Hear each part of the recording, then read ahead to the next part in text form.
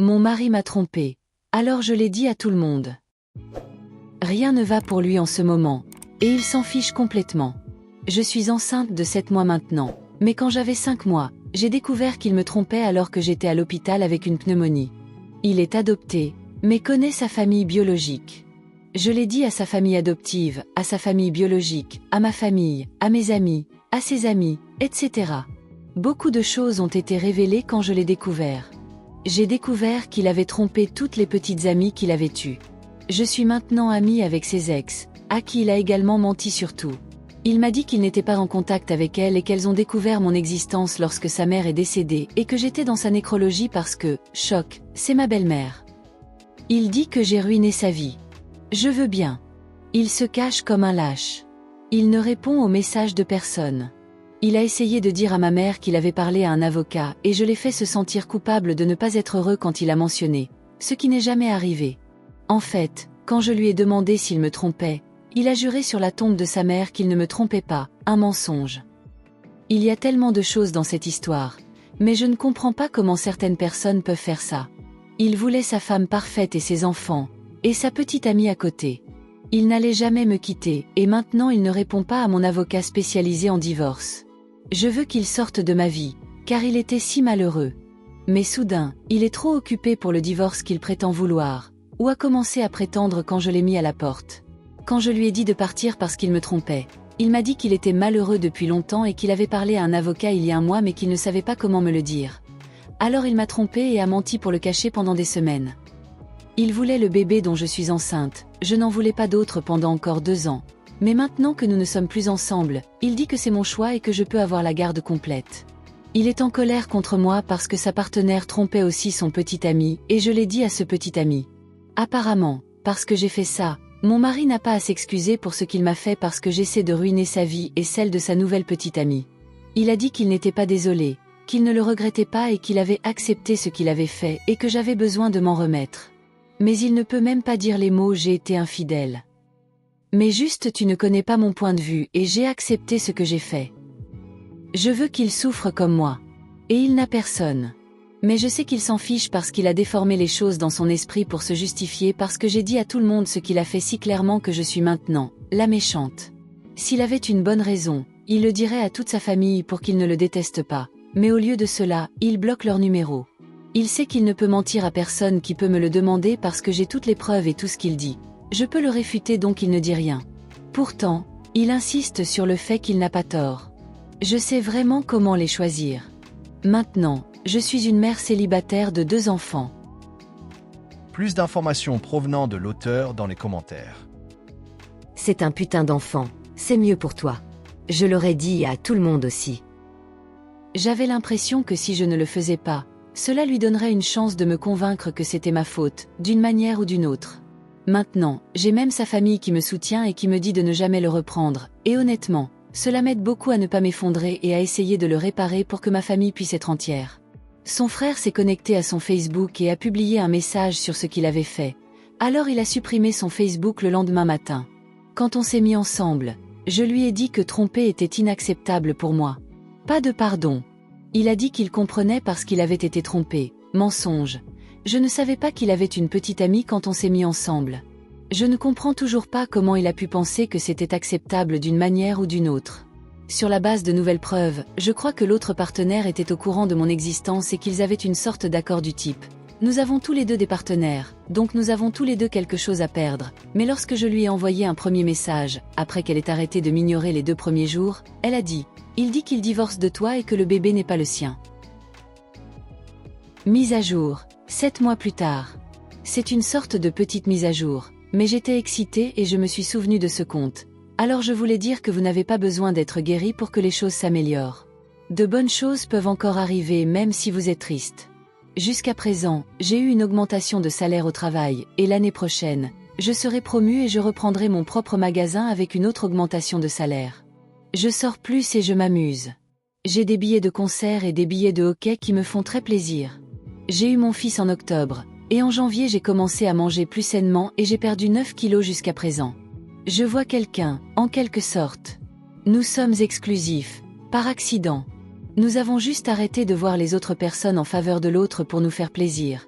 mais pas officiellement, et il me fait sourire. Je suis allée chez le concessionnaire où nous avions acheté nos voitures, et j'ai découvert que mon ex avait dit à des gens que je le trompais, et que j'étais violente. Ils m'ont offert une vidange d'huile gratuite parce qu'ils se sont sentis très mal quand je suis tombée en panne. J'ai prouvé que c'était un mensonge et je leur ai parlé pendant un moment. Je savais qu'ils feraient ça, mais c'est bien d'avoir des preuves, et c'est exactement pour cela que j'ai gardé tout ce que j'avais. Quant à mon mari, le juge a officiellement signé le jugement de divorce en janvier. Je n'ai plus de contact avec lui depuis juin 2022, donc je n'ai pas eu beaucoup de nouvelles jusqu'à ce que son, désormais, ex-partenaire, m'envoie un message. Je savais que sa voiture avait un ordre de saisie et qu'il avait du mal à faire des rencontres, mais qu'il avait quand même trouvé quelqu'un. Il a bloqué toute sa famille. Mais le jour de Thanksgiving, elle m'a envoyé un message disant qu'elle l'avait quitté et qu'elle était désolée. Je ne lui ai pas répondu avant ce mois-ci parce que je n'étais tout simplement pas prête. Mais je l'ai fait et j'ai découvert qu'il avait été renvoyé de 3 emplois depuis que je l'ai quitté et qu'il n'était plus avec sa maîtresse non plus. Je pense qu'il voit quelqu'un, et je crois que j'ai découvert qui c'est, mais je ne veux pas être impliquée, même si je veux la prévenir. Je suis partagée, mais j'ai décidé de le laisser faire ce qu'il fait parce que je ne veux pas lui donner une raison de me contacter. Il a contacté ma mère une fois, parce qu'il avait été posté dans un groupe Facebook d'hommes toxiques avec un avertissement pour les autres filles et a décidé que c'était moi. Même là, il n'a même pas demandé comment allait notre fils. Il ne l'a jamais rencontré, ni vu, ni posé de questions à son sujet. Mes beaux-parents font toujours partie de ma famille, et ma belle-mère m'appelle chaque semaine pour me parler. Ma tante et ma belle-sœur viendront à l'anniversaire de mon fils aîné pour qu'il puisse voir ses cousins de ce côté-là et qu'il puisse me voir. Donc, dans l'ensemble, je vais bien, et lui non. Mais je ne suis pas officiellement en couple avec le gars que je vois pour plusieurs raisons. Je suis toujours paranoïaque, anxieuse et stressée. Je ne fais pas entièrement confiance à mon instinct. Je suis consciente de tout cela. Des choses meilleures se produisent encore et je suis sûre que ça ira mieux. J'ai hâte d'être un jour complètement guérie et de vivre une bonne vie. Je ne sais pas combien de temps cela prendra, mais ce n'est pas grave. La seule chose, en plus de tout cela, c'est qu'il n'a pas encore payé la pension alimentaire ni aucune des sommes qu'il a été condamné à payer lors du divorce. Nous devrons donc retourner au tribunal pour faire respecter cette obligation. Qui sait quel enfer cela nous réserve? Petite mise au point, merci pour la récompense. Je ressens l'amour et le soutien des commentaires, et j'apprécie chacun d'entre vous. J'espère seulement que si quelqu'un qui a du mal à quitter une situation comme la mienne voit ceci, il trouvera la force et le respect de lui-même pour partir. Ne restez jamais avec quelqu'un qui vous fait du mal. Cela n'en vaut pas la peine. Une petite mise à jour? C'est formidable. Tu es libre de lui et tu progresses. Bravo à toi. Merci. J'ai eu l'impression que c'était peu parce que j'ai seulement fait ce que j'avais dit que je ferais. Mais je dois admettre que la joie que j'ai ressentie lorsque le juge a signé est comparable à très peu. Et je vais bien, même si je suis un peu énervée émotionnellement. Bientôt mis à jour. 6 mois plus tard. Bonjour à tous. J'ai vu mon message sur plusieurs réseaux sociaux. Je voulais d'abord adresser plusieurs points. Plus important encore, à tous ceux qui ont trouvé de l'espoir dans mes publications, je vous souhaite la meilleure vie. Je ne vous connais pas, mais je vous aime et j'espère que tout s'arrangera. Ensuite, à ceux qui ont vécu des situations similaires, je suis vraiment désolée. J'espère que vous obtiendrez ou aurez ce dont vous avez besoin, quoi que ce soit, vengeance, paix, etc. Passons à un autre point. Ceux qui ont souligné que la vengeance est toxique et épuisante, pour vous, peut-être. Quelqu'un a dit que mon ex était une piñata vide, mais je peux toujours l'ouvrir, et à cela, je dis un grand oui. Crier sur mon ex pour toute la douleur qu'il m'a causée m'a en fait fait me sentir mieux. Je dois vivre avec cette douleur pour le reste de ma vie. Elle ne disparaît jamais. On apprend à vivre avec et on apprend à être heureux malgré elle. Maintenant, j'aimerais aborder certains des commentaires que j'ai vus sur les republications. En particulier, certains m'ont demandé comment je parvenais à trouver le temps et l'argent pour les choses que je faisais tout en travaillant et en ayant des enfants. La réponse est en fait assez simple. Je payais la majorité des factures de mon ex, et une fois qu'il est parti, j'ai récupéré cet argent. En ce qui concerne le temps, j'ai vraiment un système de soutien incroyable et je pense que les gens oublient que c'est ma vie et que des mois se sont écoulés.